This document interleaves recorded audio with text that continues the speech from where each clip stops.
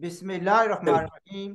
दोस्तों, साथियों, डॉक्टर शबीर चौधरी की तरफ से आप सबका अस्सलाम वालेकुम। Very good afternoon from London.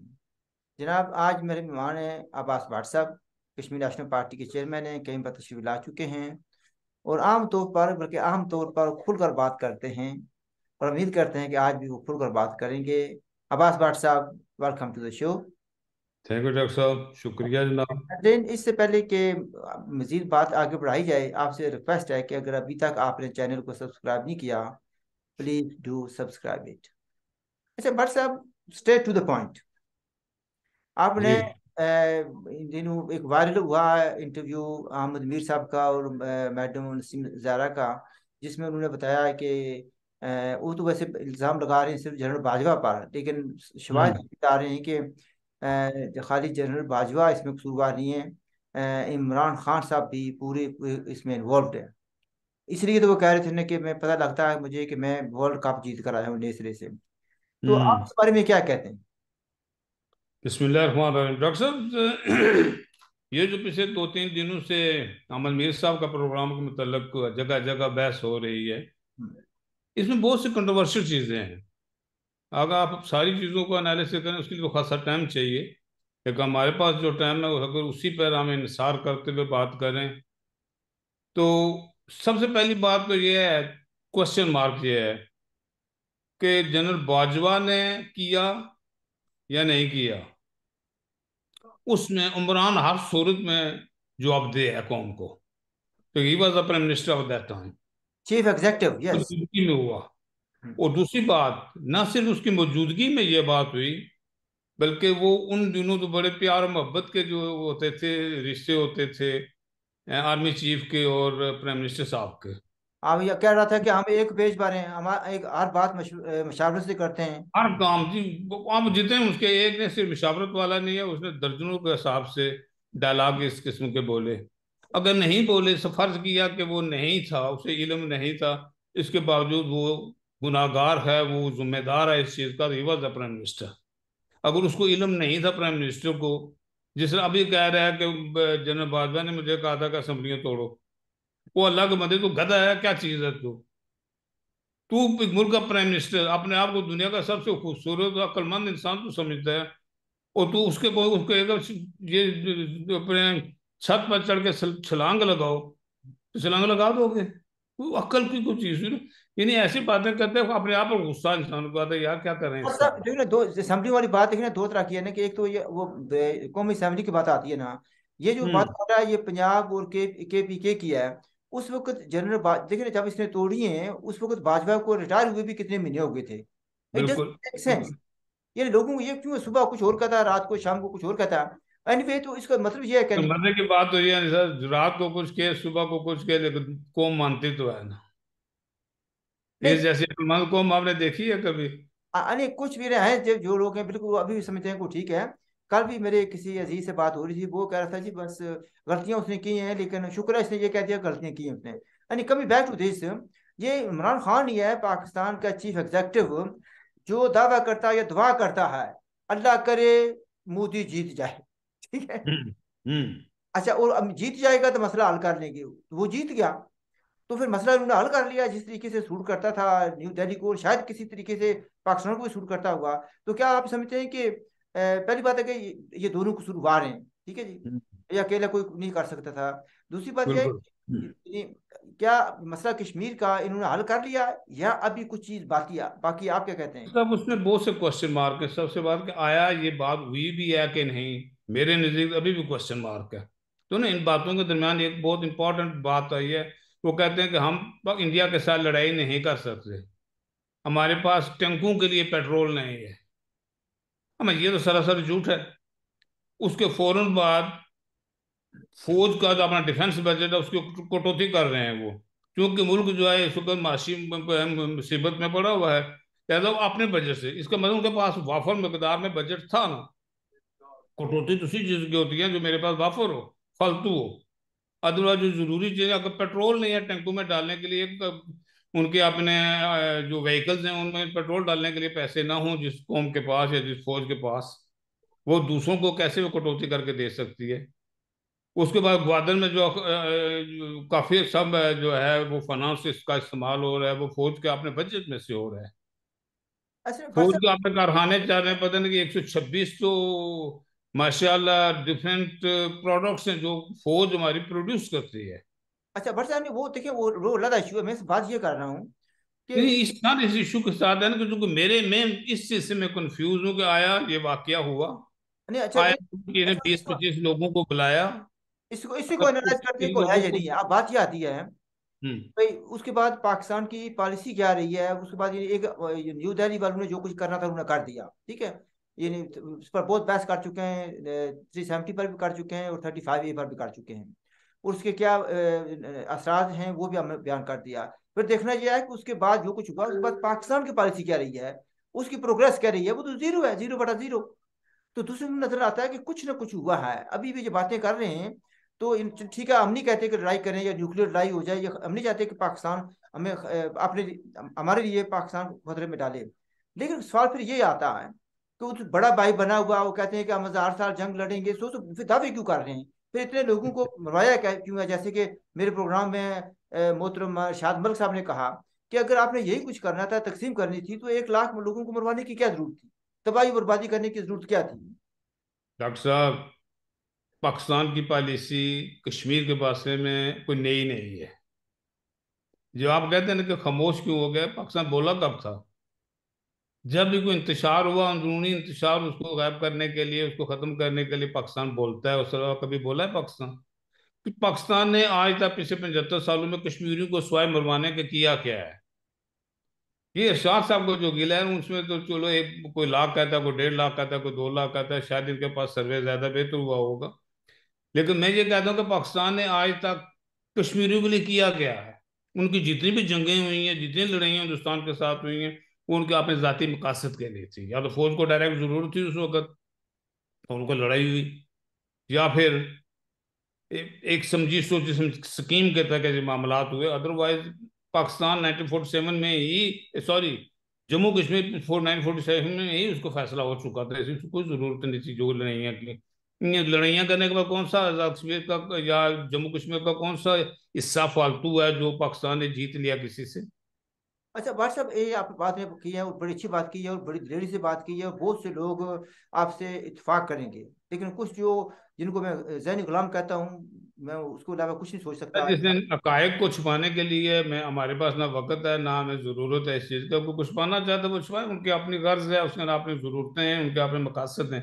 हमारा कोई मकासद नहीं, हमारा एक ही मकसद है कि जम्मू कश्मीर के अवाम का फैसला जम्मू कश्मीर के लोगों की मर्जी और मंशा के मुताबिक हल किया जाए। यही उस खत्ते के लिए जरूरी है और यही प्रैक्टिकली पॉसिबल भी है। अब बांट लिया ना, 3-4 साल गुजर गए, क्या हो गया है? मोदी साहब ने जो जो मसले हल करने थे वो कर लिए, अगर आपस में बैठ के, क्या अमन आ गया मुल्क में? अच्छा हाँ, जम्मू कश्मीर से थोड़ा सा अमन आ गया हो, लेकिन वो भी टेम्पररी होगा। कभी भी उस मुल्क में, उस खित्ते में अमन नहीं हो सकता जब तक उन लोगों की मनसी मर्जी और मंशा के मुताबिक उस खित्ते का फैसला ना किया जाएगा। भाट साहब, आपकी उम्र जो है ना अभी, यानी 70s में है, मिड 70 नहीं हुआ, मिड 70 कह सकते हैं, ठीक है शायद। बिल्कुल ठीक जरूरी है, है अब, मैं लेकिन क्या, ना बारह कहते हैं। आज सुने सुने सुने ना, एक आजाद कश्मीर के नेशनलिस्ट हैं, बड़ा नाम भी है उनका। उनकी उम्र 85 से ज्यादा थी, उस वक्त भी 85 के लगभग थे, ठीक है। जब मैं उनका इंटरव्यू कर रहा था उस वक्त, जब मैं टीवी पर प्रोग्राम करता था, तो उन्होंने कहा था जी अभी सही वक्त नहीं आया। तो मैंने कहा भाई, अब 82 से आप 4 के लगभग के हैं, आप कब सही वक्त कब आएगा। तो फरिश्तों को तो कुछ अकाय की जरूरत नहीं है ना। तो आपने एटलीस्ट खुल कर बता दिया है कि क्या सूरत है। मैं वो आपसे ये जानना चाहता हूँ। जहली वक्त वो लाए, वो तो कोई नहीं ला सकता। अच्छा मैं आपसे ये, हाँ बल्कि मैं आपसे ये पूछना चाहता हूँ, 8 9 10 साल हो गए होंगे गालिबन, आपने लंदन में, ईस्ट लंदन में आपने एक कॉन्फ्रेंस की थी KNP के प्लेटफॉर्म से। उस वक्त मैं भी KNP में था, कश्मीर नेशनल पार्टी में। तो वहां पर बातें करते करते आपने एक बार कहा था कि we are not independent because Pakistan, no, we not independent because we have a big brother. और मैंने जो उसके बाद जो किताब मेरी शायद थी उसका मैंने नाम ही ये रख दिया था। तो आप क्या समझते हैं कि आप ये बड़ा भाई जो है, बड़े भाई ने जो कारनामे किए वो तो अपनी जगह, तो क्या समझते हैं कि बड़े भाई अभी ये बड़ा भाई है, या अभी जो कहते हैं बड़ा भाई है, उनको आप क्या कहेंगे। सर, वो जो वाकया, जिस वाकये का आपने जिक्र किया, उसमें जेकेएलएफ के एक सीनियर साथी थे, उन्होंने अपनी स्पीच में ये कहा था कि हमारे बाद बहुत सी तहरीकें चली और कामयाबी से हमकनार होके अपने मंजिल मकसूद तक पहुंचे, लेकिन हम तक नहीं पहुंचे। हम इस सिलसिले में अभी तक आज़ादी से बहुत दूर है। दूसरों को मैंने कहा था क्योंकि हमारा बड़ा भाई मौजूद है, इसलिए हमें वो लटकाए रखेगा हमेशा, हम उसको परेशानी में ना हो। नहीं नहीं, बाकी बिल्कुल बिल्कुल आपने इस तरह कहा था। उस आदमी ने जो कहा था जेकेएलएफ का, आपने कह दिया हम कह देते हैं। उसने कहा जी फलां तारीख शुरू हुई, कामयाब हुई, ये हुई वो हुई, तो फिर आपने कहा भी वो तो सारे कामयाब हो गए, हम जानते हैं कि उन, इसलिए कि उनका बड़ा भाई नहीं था, हमारा बड़ा भाई है। ठीक है, तो ठीक है। तो अब क्या समझते हैं कि मैं क्वेश्चन ये था कि ये जो बड़ा भाई है, जो लोग अभी भी कहते हैं कि पाकिस्तान हमारा बड़ा भाई है और ये हमें जाहिर दिलाएगा, उनके बारे में आप क्या कहते हैं? सर, मेरे ख्याल में आज का तो खुद स्ट्रगल कर रहे हैं कि अपनी आज़ादी कैसे ली जाए। पहले तो पाकिस्तान की आज़ादी, उसके बाद फौज की आज़ादी। अब फौज पे हमारी जो है, हमारी कह लें, चूंकि हम उसी खित्ते में फिलहाल हो। मुझे कोई लोग शायद नाराज होंगे ये बात सुन के, लेकिन ये एक हकीकत है कि कोई नियर फ्यूचर में हमें कोई आसार नजर नहीं आ रहे कि हम अपने आप को कश्मीरी कहेंगे। हो सकता है मैं पिंडीवाली बन जाऊं, आप गुजरात के रहने गुजराती बन जाएंगे, ये समथिंग लाइक दैट के आसार नजर आ रहे हैं हमें भी इस वक्त। लेकिन जहां तक तलक का जनाब, वो आज़ादी दिलवाने का, आज़ादी किसी से दिलवाई नहीं जाती, ये कोई भीख नहीं होती कि आपने कशकोल आगे किया और भीख डाल दी आज़ादी की, नहीं।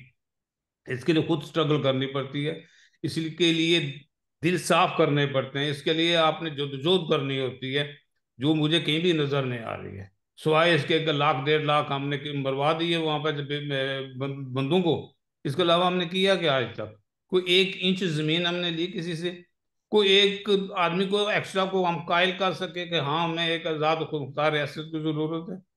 क्वेश्चन वही है जो 1947 का, वही क्वेश्चन आज तक मौजूद है हमारे पास। जब तक इस क्वेश्चन का जवाब नहीं मिलेगा, हम आज़ादी कहीं नहीं हासिल कर सकते, ना मैं पाकिस्तान दिला सकते हैं। नहीं भट्ट साहब, थोड़ा सा मैं हाँ, इस पोजीशन में है ही नहीं असल में। मैं वो ऐड मुल्क करूंगा। अब जो 47 में वो था ना पाकिस्तान के पास, मुल्क जी जो जो कहें सर। जम्मू कश्मीर का जो इलाका पाकिस्तान के पास था 47 48 में, उसमें से कमी हुई है। जी शायद इंडिया ने बाद में उस पर कब्जा कर लिया, ठीक। जी। और उसके अलावा 72 में जब शिमला माहिदा होता है, तो उसमें एलओसी इसलिए कहा गया था कि कुछ इलाके जो इंडिया ने कब्जे में दे दिए थे, उन्होंने देने से इनकार कर दिया था।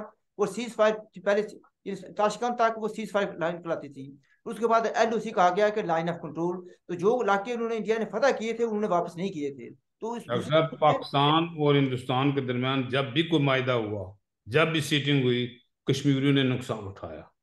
ये आप कोई माने या ना माने, ये हमेशा से कोई एक मीटिंग, चलो शिमला को छोड़ें, लाहौर को छोड़ें, कोई एक मीटिंग मुझे इन 75 सालों में कोई बता दे तो पाकिस्तान और हिंदुस्तान के दरमियान मीटिंग हुई, उनके सरबराह ने मीटिंग की या उनके जो पार्टीज हैं उन्होंने मीटिंग की, और उसमें कश्मीरियों के लिए कुछ आसानियां पैदा हुई हैं या कुछ इंच जमीन हमें मिली है, वो प्रैक्टिकल तो हुआ नहीं है। तो हम नहीं, कैसे उम्मीद करें मैं कि और सब अब जो बात में ये कह रहा था कि दूसरों की जमीन, उम्मीद रह जाएगी? हमने हमने जमीन घुमाई है, तो इंडिया के या पास इस तरीके की है। मैं ऐसा मैं पूछना ये मैं चाहता मायूसी हुई है सर, इस वक्त कौम जितनी मायूसी में है इससे पहले कभी नहीं थी कश्मीरी कौम जो है। और उनके साथ साथ पाकिस्तानी वैसे भी मायूस हैं बेचारे, उनके हालात देख क्या हो रहे हैं। अच्छा बट साहब, मैं इसमें पूछना ये चाहता था, आपने कुछ पार्टली पूछे बगैर जवाब दे दिया। वो ये था कि हमारा मुस्तकबिल क्या है। आपने कह दिया कि शायद पिंडी वाला बन जाऊं या क्या, ये नहीं। दूसरे उसमें आप क्या देख रहे हैं कि जो सिनारियो बना हुआ है, इसके मुताबिक हमारा यानी जम्मू कश्मीर का या गिलगित बल्तिस्तान और आजाद कश्मीर, सो कॉल्ड आजाद कश्मीर कहते हुए शर्म आती है, इसका मुस्तकबिल क्या है आपके नजदीक? काश जो जिनके पास उनका अपना कोई मुस्तकबिल मुझे नजर आता तो मैं इसके मुस्तकबिल के बारे में भी बात करता। जिनका कब्जा है हम पे, उनका अपना मुस्तकबिल मुझे बहुत तारीक नजर आ रहा है। अच्छा। मैं अपने मुस्तकबिल को कैसे चरागां करूं, आप बताएं मुझे। अच्छा आप चलो इसको let's put it this differently.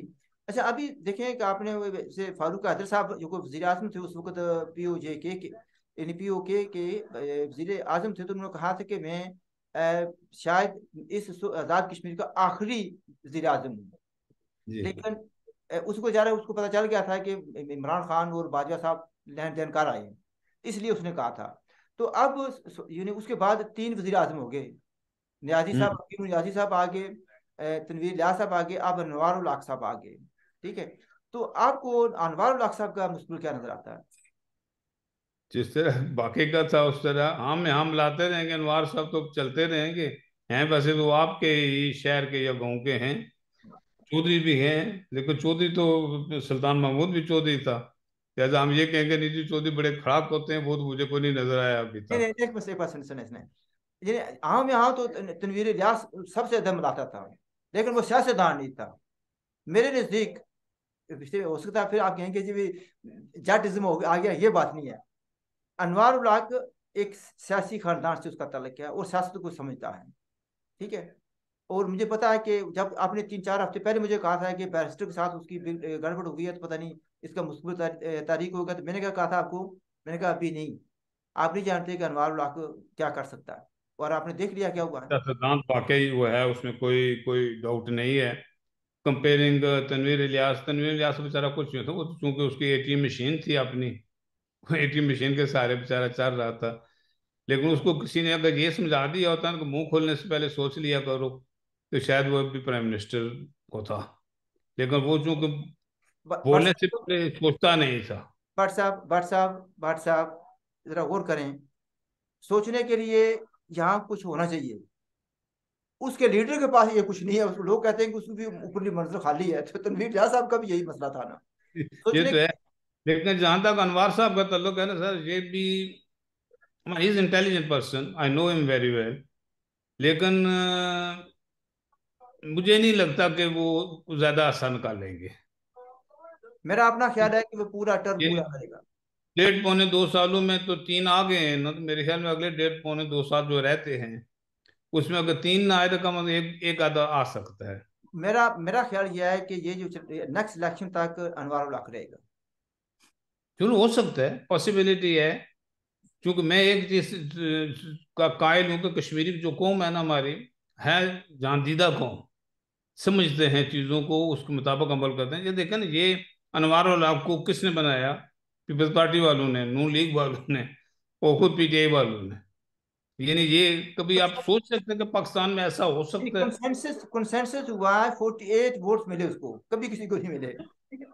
अच्छा ये ये, आप सोच सकते हैं कि इतनी परसेंटेज में वोट पाकिस्तान के किसी अपोजिशन के बंदे को या किसी एक बंदे को मिल सकते हैं? इसलिए मैं कह रहा हूँ ना कि ये रहेगा इंशाल्लाह। अच्छा मुझे ये बताएं, लास्ट बात, भाई आपका क्या पैगाम है for the people of Gilgit Baltistan and P O J K, और people of Jammu Kashmir who are living on the other side?